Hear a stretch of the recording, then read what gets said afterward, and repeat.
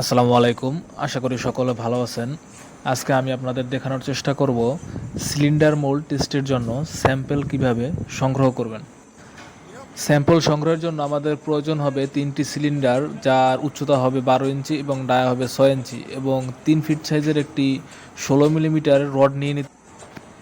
এরপর 3 ধাপে সিলিন্ডারের ভিতর কংক্রিট প্রবেশ করাতে হবে। প্রতি ধাপে কংক্রিট প্রবেশ করানোর পর মিনিমাম 25 বার 16 মিলি রড দিয়ে ভালোভাবে এটিকে খুঁচিয়ে খুঁচিয়ে আঘাত করতে হবে, যাতে এর ভিতর কোনো প্রকার ফাঁকা বা ভয়েড না থাকে।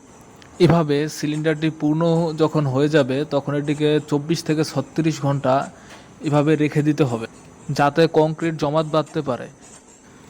এরপর সিলিন্ডার থেকে স্যাম্পলটি বের করে 28 দিন ভালোভাবে কিউরিং করতে হবে। এক্ষেত্রে ভালো হয় একটি বালতি বা হাউজের ভিতর আমরা 28 দিন এটিকে ভিজিয়ে রাখতে পারি।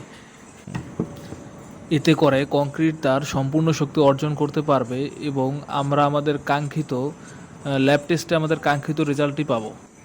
এরপরে স্যাম্পলটিকে পরীক্ষা করার জন্য সরকার অনুমোদিত কোনো ল্যাবে পাঠাতে হবে।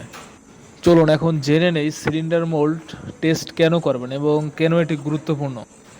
ধরুন আপনি আপনার বাসার জন্য ভালো একজন স্ট্রাকচার ডিজাইনার দ্বারা ডিজাইন করে নিলেন এবং ডিজাইনে দেওয়া আছে আপনার স্ল্যাবে অথবা কলামে কংক্রিটের পিএসআই হবে 3000 বা 3500।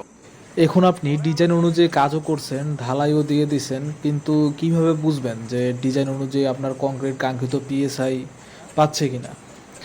এটি জানার জন্যই মূলত সিলিন্ডার মোল্ড টেস্ট করা হয়।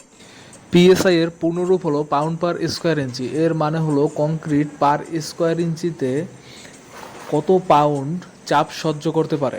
আজকে এ পর্যন্তই। সবাই ভালো থাকবেন। আসসালামু আলাইকুম।